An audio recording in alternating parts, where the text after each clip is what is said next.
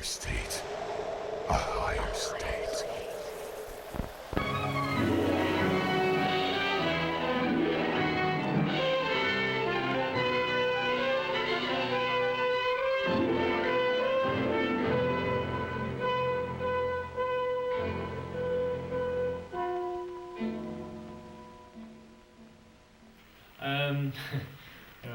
Human consciousness. Human consciousness. Human consciousness, okay. Medical science defines consciousness as a state of being awake. Awareness of yourself with regard to other people, and awareness of your thought processes. Our conscious normal waking state is driven by external stimuli, and how we translate those external stimuli is through our egos. We determine the world consciously. We analyse, we take apart, we measure, we make a judgment, and then we act or not act according to the circumstances. But when we're getting into that area that can't be described as conscious, we might call it unconscious or subconscious or a subjective intelligence, then this is, I don't think anyone's really got a full understanding of that. A lot of artists and a lot of philosophers have said in the future, obviously the evolution is through evolution of consciousness only. Do we need a drastic change in consciousness before we, say, wreck this planet, you know what I mean? Do we need people to have deeper understandings very quickly? And perhaps that's where the tools come in.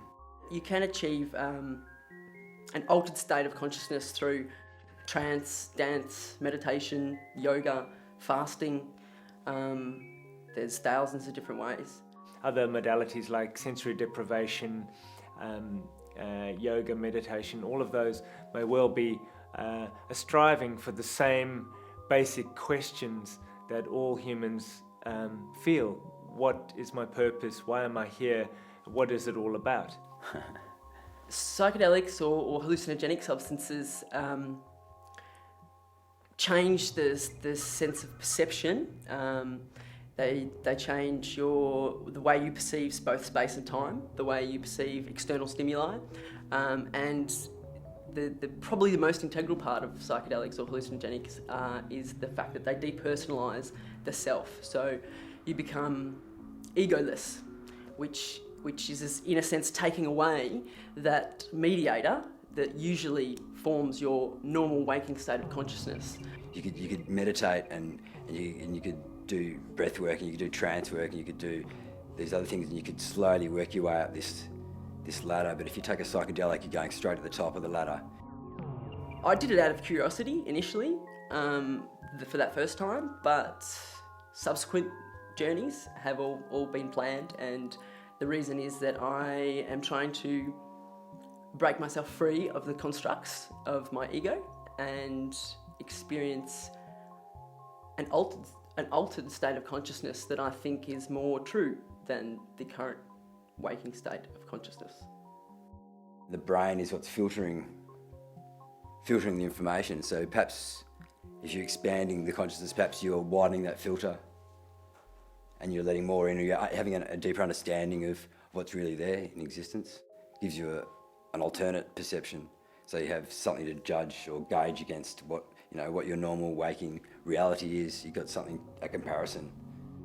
I'd spent the day in nature on the mushrooms. I had a fantastic experience. I was outside, it was sunny, it was lovely. Energy forms were moving and plants were melding and energy was coming off plants and energy was coming off me, and I was really having a great time outside experiencing those kind of shift in the perception of external stimuli.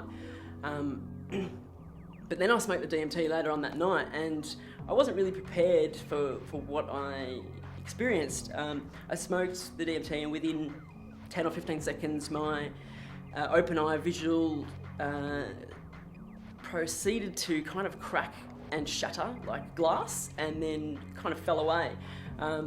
And I saw a huge infinity symbol, and the universe was on one end and I was on the other end of the kind of figure of the 8, and in the centre was the mushroom. I took the mushroom, which is myself, to experience universal consciousness, which is in fact myself. So it was like a kind of, I was caught in this loop, and it made me laugh, and these entities would laugh at me as if to say, look at you, you've taken this plant to figure out that you're like the universal energy, which the plant is the universal energy, and you're the universal energy, and you already know all this, so why did you take the plants in the first place? Higher dimensional spatial thought, or believing that one is outside of reality or in a different dimension. It's like you can go within, you can go without, you can go above, down, around. There's no space as such, and just with a thought you can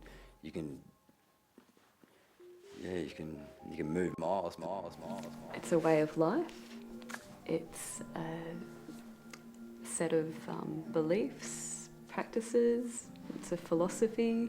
Yoga is meditation, really, and I guess both are aiming to achieve the same thing. This union, this clarity, this connection that's there but is being distorted. You start off sitting in complete stillness. That's a big part of it, sitting without moving and observing the breath just in this very small section of your face here. And you do it, and you'll notice that within seconds, minutes, your mind wants to go elsewhere. Human suffering exists because we experience craving for pleasant sensations, and we experience aversion to unpleasant sensations. And if we can accept and really understand reality as it is, which is that everything is impermanent, then we can overcome these cravings and aversions.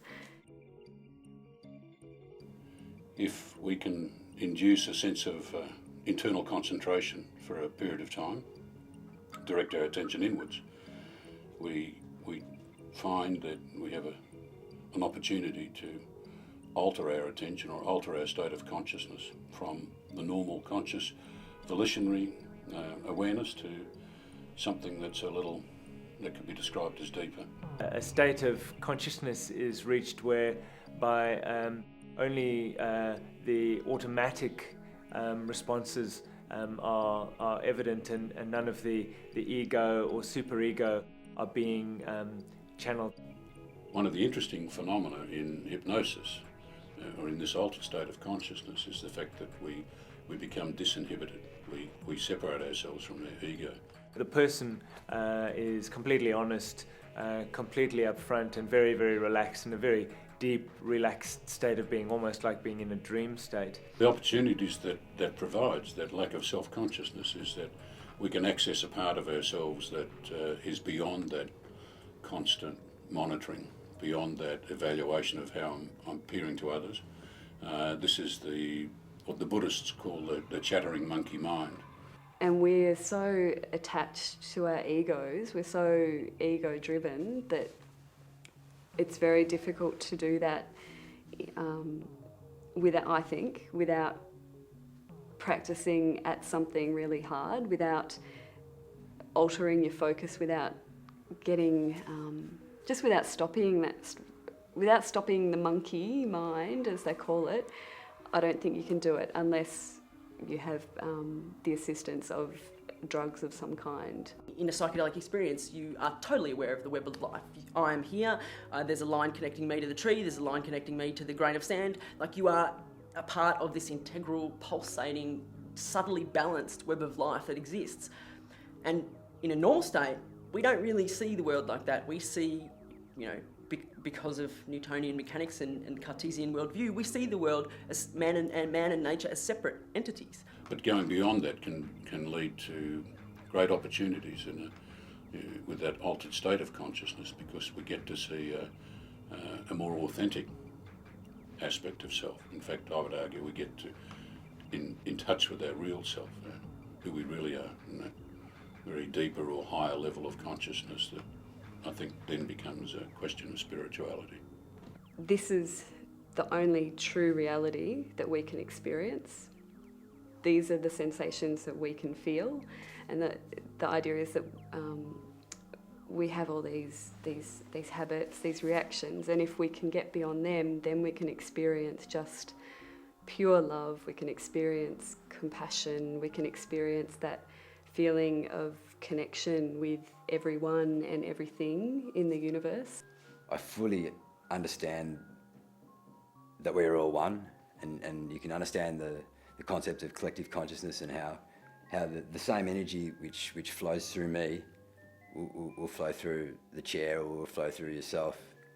Carl Jung's theory was that there is this entity called the universal unconsciousness. I guess that this is a similar concept to what is described as the Akashic records and the collective consciousness. Some people are able to tap into this in a heightened state of awareness through meditation, yoga, drugs, sensory deprivation, etc., and are able to tap into that universal stream of unconsciousness and are able to then access information which they didn't know beforehand.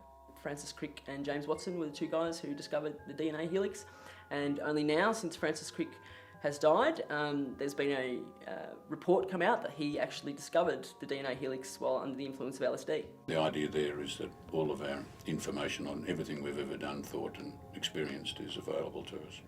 For the word God, you could substitute universal consciousness, I think is probably would be my preferred term. It's a process of expanding your awareness, and the more aware you become, then the more connections you do feel, and then maybe one day you'll feel a connection that's completely without boundaries.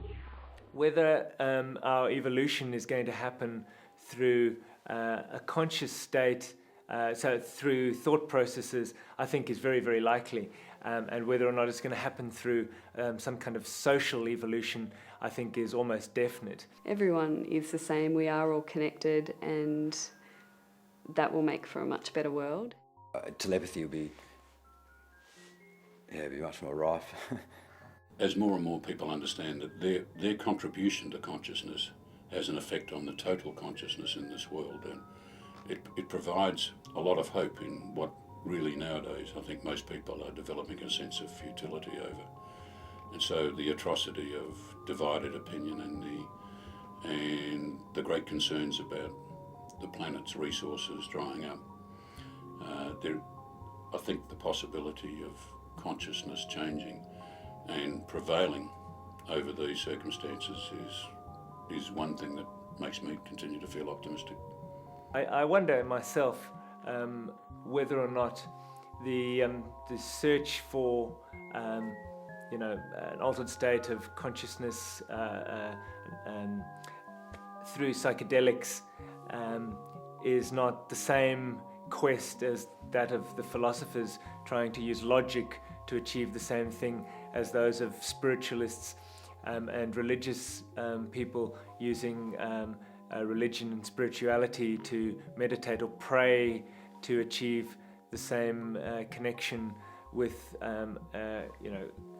consciousness or the universal unconscious. I think that what's evolving at the moment with consciousness and how we're understanding how we can actually manifest and create our own life experience, our own reality, is becoming more and more a reality in itself.